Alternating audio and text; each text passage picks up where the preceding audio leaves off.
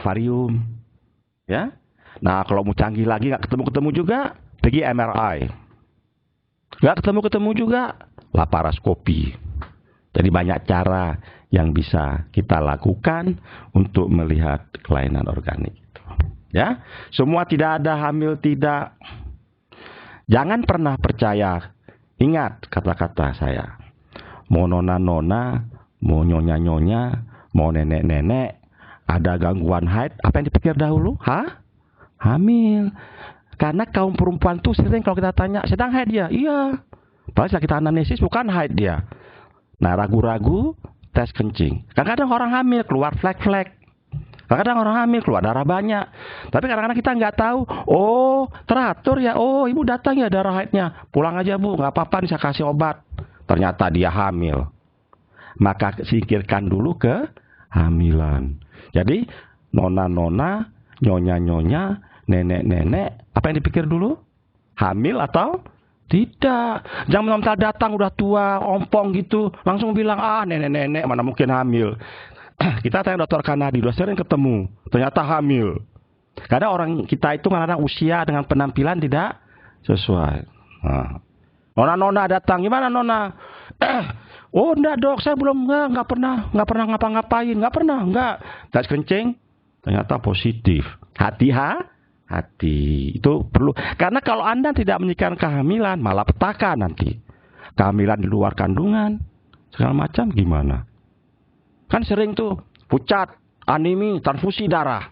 Bingung dokternya. Kenapa transfusi darah naik AB-nya turun lagi, naik lagi gitu. Kirim dokter kandungan, tahu hamil. Ya, hati paling sederhana, lakukan pemeriksaan tes kehamilan. Tadi ada obat-obat enggak yang dia minum? Obat apa paling sering gangguan haid?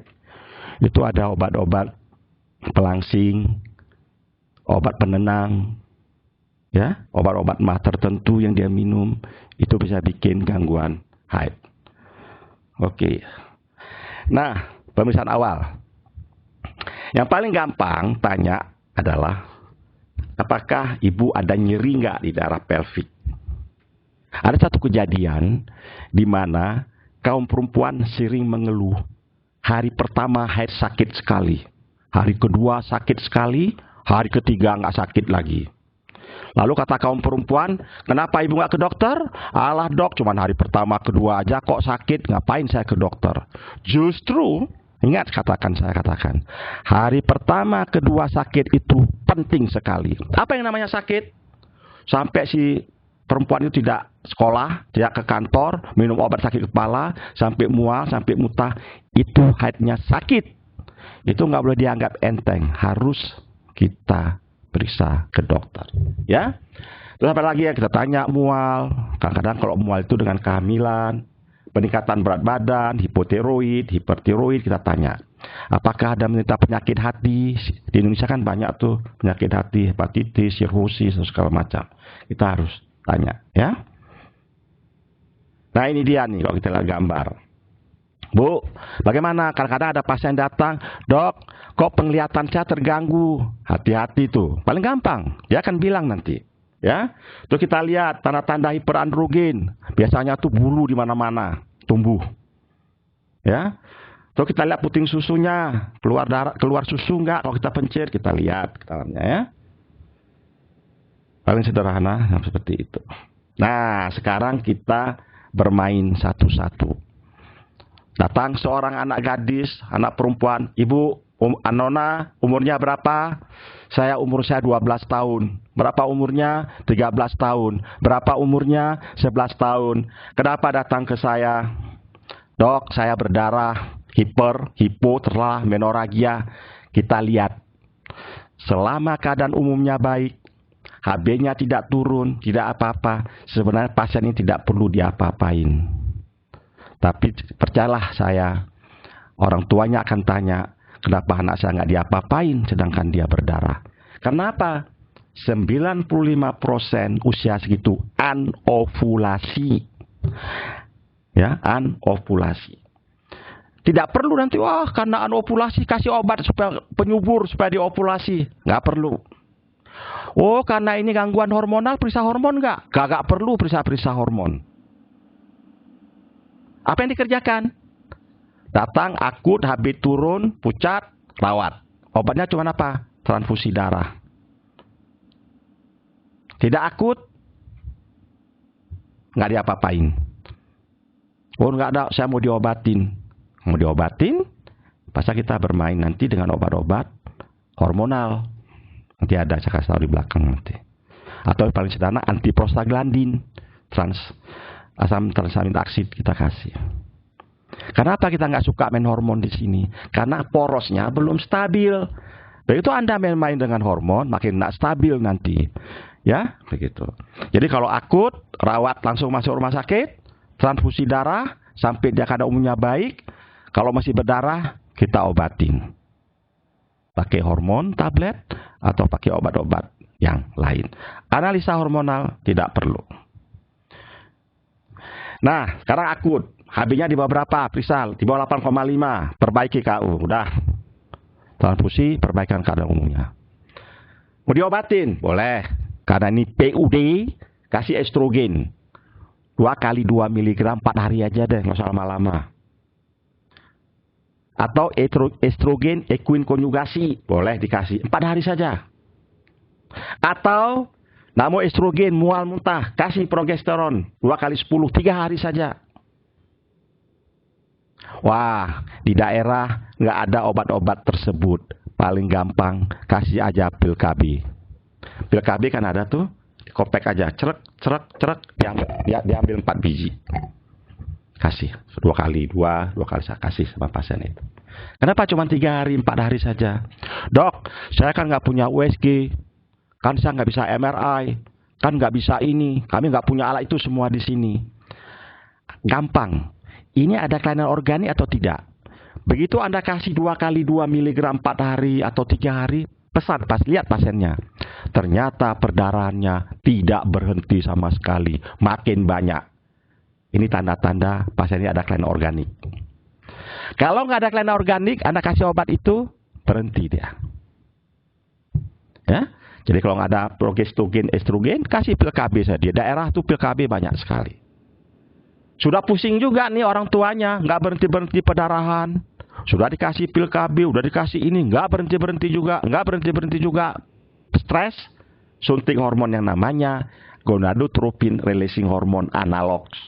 Kita jarang menggunakan itu, kadang-kadang sekali-sekali kita gunakan, kita suntik intramuskuler selama 1 bulan, buat sebulan. Tapi itu hampir jarang digunakan.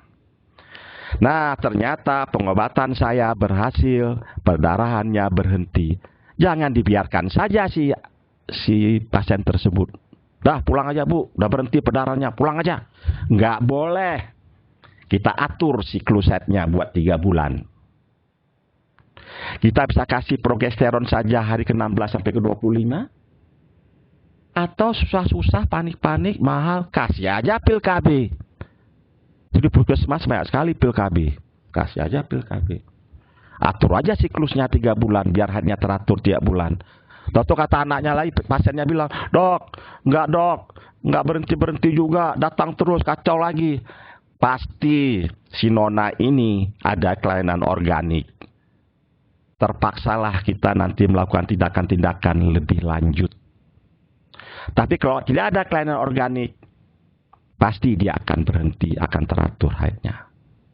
Kadang-kadang, nah ini, si anaknya mau nih minum pil KB. Ibunya bilang, wah janganlah anak saya dikasih pil KB. Ntar ada flek-flek di muka, nanti berjerawat, nanti susah hamil. Tidak benar pendapat tersebut. Oke, kita nggak bisa paksa orang nggak mau minum pil KB. Kasih saja yang namanya itu asam tranexamat, antiprostaglandin, mefenamid asid, boleh dikasih. Asam salisilat bisa dikasih seperti aspirin atau apapun. Ya. Nah, sekarang datang lagi. Usianya berapa? 20 tahun, 21 tahun, 22 tahun, 25 tahun. Nah, ibu berada di usia reproduksi. Nah, di sini gampang kita mendiagnosis dia ada ovulasi apa tidak. Bagaimana caranya? Yang paling sederhana. Suruh bikin yang namanya suhu basal badan. Murah meriah. Apa kok murah meriah? Kertas ada di rumah, termometer ada di rumah, pensil pulpen ada di rumah, tinggal bikin. Tugasnya si pasien tersebut bangun setiap pagi jam 5, setengah 6 pagi, mengukur suhu badannya. Nanti di situ ketahuan apakah dia berovulasi atau tidak. Sederhana sekali. Ketepatannya hampir 95%. Tapi kadang-kadang di Indonesia sulit dianjurkan itu. Alasannya adalah malas bangun pagi. Karena kalau udah bangun pada jam 7 pagi, udah panas matahari, terganggu. Kalau di luar negeri itu masih dipakai. Jadi nggak usah susah-susah suhu basal badan.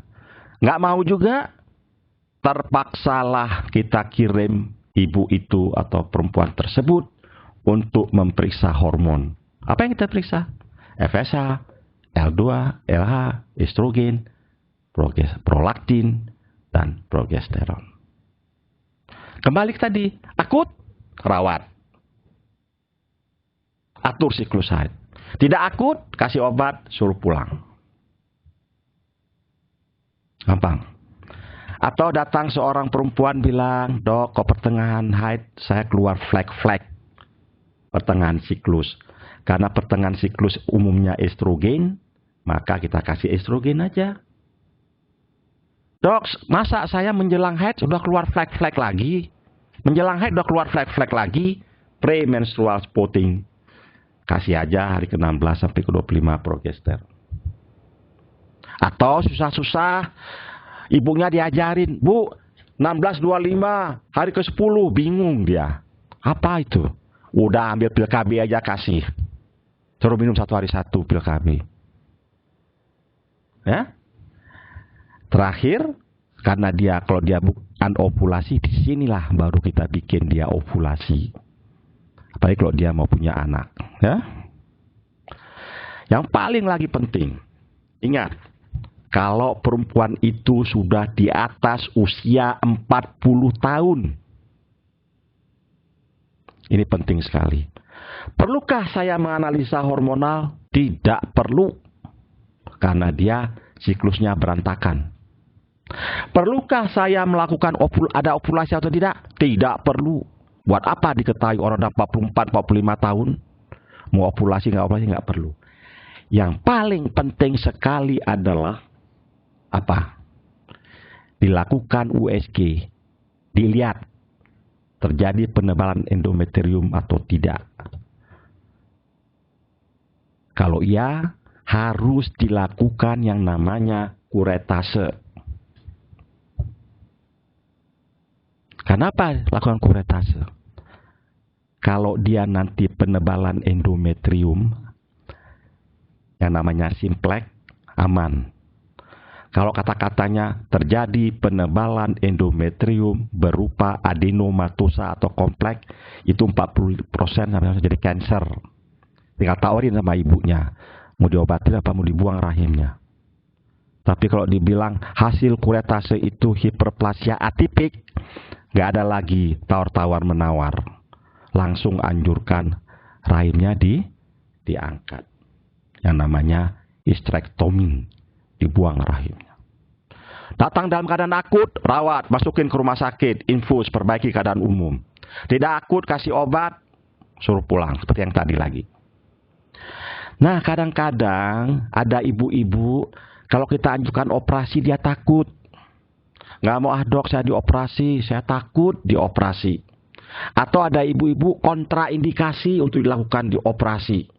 Mungkin ada penyakit jantung berat, kencing manis berat, bahaya kalau dioperasi. Terpaksalah kita bermain dengan obat-obat. Boleh kasih progesterogen, boleh kasih progesteron, atau gonadotropin releasing hormone analog. Tapi kalau sudah atipik, kita bilang baik-baik sama ibunya, Bu, obat apapun dikasih, bahaya sekali. Tapi kalau dia simplex, masih bisa lah kita coba-coba, nggak apa-apa. Adenomatosa, lebih bagus dibuang rahimnya. Tapi kalau dia nggak mau, masih bisa kompromi deh, pakai obat-obat hormon. Tapi kalau udah atipik, apalagi cancer, ya sudah, nggak ada kompromi lagi. Lebih bagus rahimnya dibuang.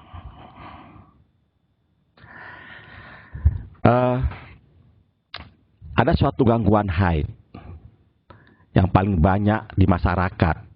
Apa itu? Datang seorang perempuan, dok, saya sudah 6 bulan, saya sudah setahun, saya sudah 2 tahun tidak haid. Kita bilanglah, ibu amenorrea. Berarti ya? Amenorrea. Tetap singkirkan dulu dia hamil atau tidak. Itu kewajiban. Kalau hamil, selesai urusan kita. Kalau tidak hamil, baru kita lebih lanjut. Ya, sekarang dia tidak hamil. Kenapa ya saya tidak haid? Kan pertanyaan ibu-ibu begitu. Kenapa ya saya tidak haid, dokter? Ibu, saya sudah singkirkan kelainan organik, ibu tidak ada. Sekarang ibu PUD. Oleh karena itu, saya akan anjurkan periksa analisa hormonal. Berapa, dok? 1 juta, 1,5 juta. Maaf, dok, mahal sekali. Di daerah saya nggak ada laboratorium yang periksa hormon. Jadi apa yang saya kerjakan? Ya, kalau di kalangan Bu Bidan, dokter umum, terkenal dengan dipancing. Pernah dengar nggak pancing? Dikasih obat 2 macam, progestogen atau progesteron. Dipancing namanya. Kasih obat 5 hari, 1 kali 1, datang ibunya. Gimana ibu? Dok, dokter pancing saya haid. Oh, jadi saya kasih progesteron, rupanya ibu haid ya? Iya. Progesteron di mana diproduksi? Di korpus luteum. Kalau korpus luteum harus ada ovulasi. Ibu, ternyata ibu nggak punya progesteron. Berarti ibu nggak ovulasi. Gampang kan? Jadi gimana, dok? Ibu mau hamil nggak? Enggak. Oh, kalau nggak mau hamil, dok, saya atur aja haid ibu tiap bulan. Gitu. Datang dia nih. Udah ibu minum obat saya? Sudah. Terus haid nggak? Enggak. Hah, nggak haid? Enggak. Kita uji lagi yang kedua. Tambah estrogen. Pesan lagi dia datang. Gimana ibu? Iya, dok. Waktu ibu dokter nambah estrogen, saya haid. Wah, kalau itu ibu kekurangan estrogen dong. Estrogen di mana dibentuk? Di folikel. Di ovarium. Nah, berarti folikel ibu nggak tumbuh. Nggak ada estrogen. Begitu saya tambah estrogen, ternyata ibu haid. Sekarang ibu mau apa? Mau hamil atau mesti haid aja teratur? Saya, dok, yang penting haidnya teratur aja deh tiap bulan. Kasih aja tuh pil KB tiap bulan dia haid. Tuh kan? Tiba-tiba udah dikasih estrogen, gimana ibu? Saya tidak haid, Pak Dokter. Hah, nggak haid juga? Nggak. Nah, sudah nggak ada pilihan lain. Pada setiap perempuan yang tidak haid, jangan lupa suatu jenis hormon yang tidak boleh lupa diperiksa. Hormon apa namanya? Prolaktin. Kenapa saya bilang itu nggak boleh lupa? Penting sekali. Nah, ini banyak kadang-kadang di daerah-daerah tertentu di mana-mana. Ya sudahlah, pancing saja. Bertahun-tahun ibunya dipancing biar haid. Ibunya senang dapat haid tiap bulan. Obatnya nggak minum, nggak haid lagi. Mau haid lagi, kasih obat lagi. Ibunya senang. Salah. Kirim ke fasilitas yang ada pemeriksaan laboratorium. Hormon yang tidak boleh dilupa adalah prolaktin. Salah satu gejala hiperprolaktin, kalau ditekan puting susunya, keluar cairan putih. Tapi itu cuma 85%, 15% lagi nggak selalu. Begitu Anda menemukan kadar prolaktinnya tinggi di atas 25 nanogram per mililiter, Anda tidak punya pilihan lain, harus dilakukan MRI. Tidak bisa lagi dengan foto ronsen biasa. Harus MRI. Apa gunanya MRI itu? kita mau cari penyebab hiperprolaktin itu, yang paling sering adalah tumor di hipofisis. Tapi cara sederhana untuk mengetahui kenapa prolaktinnya tinggi, anamnesislah obat-obat yang digunakan oleh perempuan tersebut. Yang paling sering adalah obat-obat penenang, obat tidur, obat anti hipertensi, dan juga obat mah yang ada din-din di belakangnya, si udin, si metidin, ranitidin, itu membuat prolaktin tinggi. Jadi sederhana. Obat anti mual, mesoclopramid, domperidon, simetidin, estrogen, atau stres. Stres itulah penyebab utama daripada hiperprolaktin. Maka itu kenapa wanita-wanita yang di dusun-dusun, di kota-kota kecil hamil, karena mereka nggak pernah stres. Wanita yang tinggal di kota-kota besar di seluruh dunia, menurut WHO, turun angka fertilitasnya. Karena wanita karir, banyak bekerja, dan stres. Maka prolaktinnya kadang-kadang tinggi. Jadi sekali lagi saya ingatkan, kalau pasien gangguan haid, atau yang paling penting amenorrhea, tidak boleh lupa hormon prolaktin diperiksa. Kenapa saya katakan penting? Ini dia nih. Ternyata diketemukan mikroadenoma atau makroadenoma di hipofisis. Anda kasih pil KB, tumornya akan tambah besar. Saya ngomong wajib. Nggak ada di daerah, kirim kemana yang ada. Tapi kalau ibunya bilang, dok, saya sudah penglihatan saya terganggu, terbatas, itu kirim aja ke bagian ronsen biasa juga kelihatan. Tapi kalau belum ada itu, tidak ada. Dengan ronsen biasa tidak kelihatan.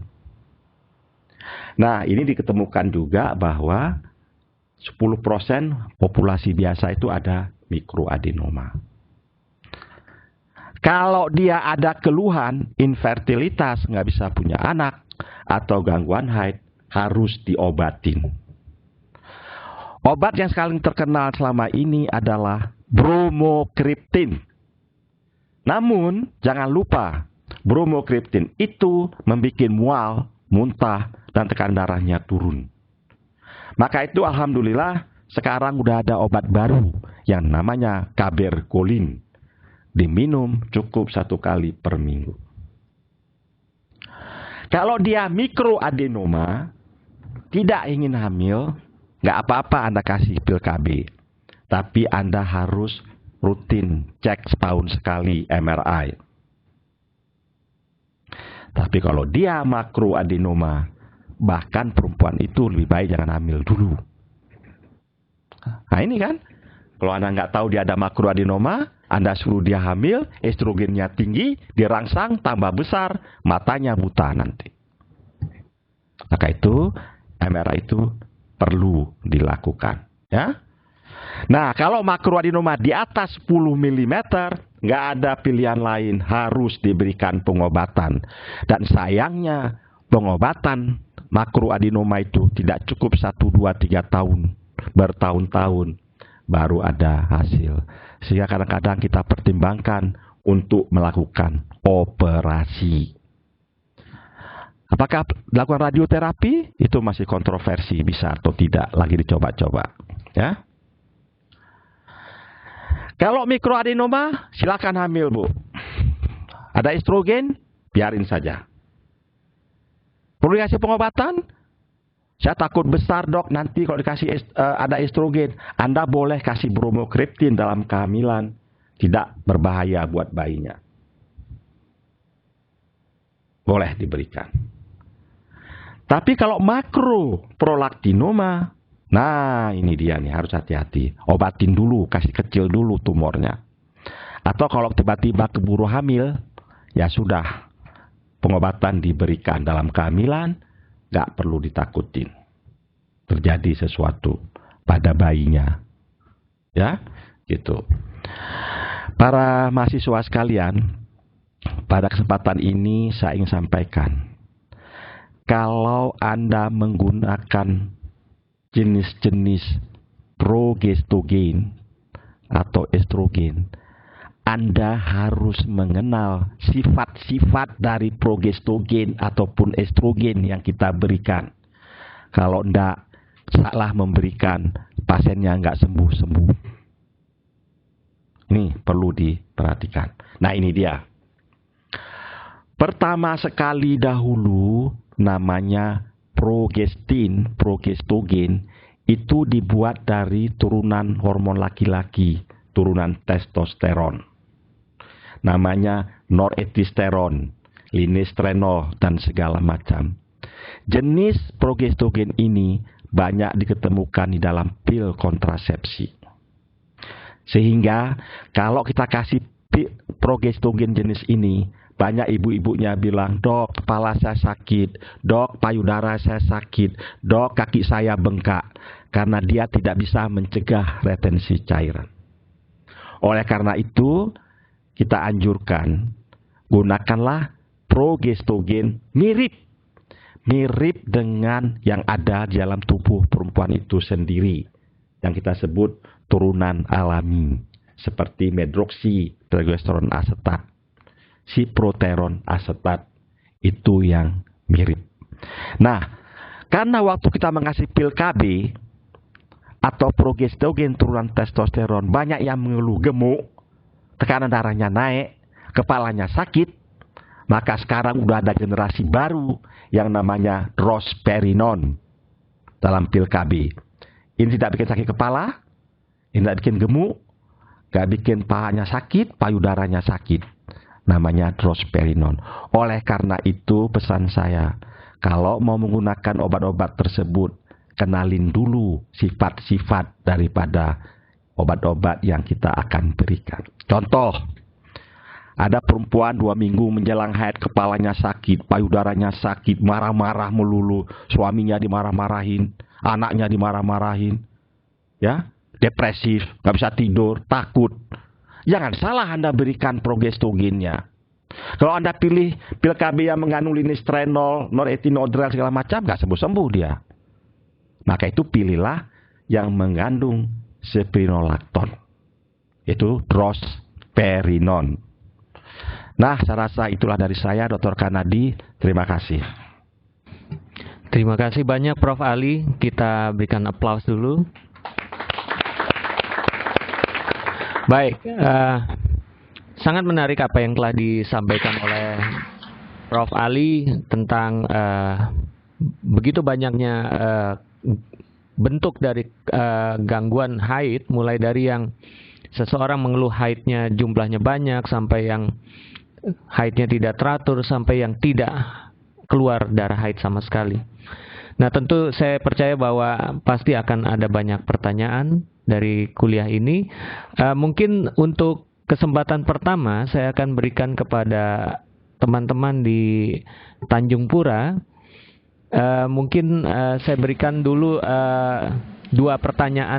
kesempatan 2 pertanyaan terlebih dahulu untuk teman-teman di Tanjung Pura. Silakan. Ya, terima kasih Pak. Baik, nama saya Iman Yus dari Tanjung Pura, tema siswa. Saya hanya ingin tahu apakah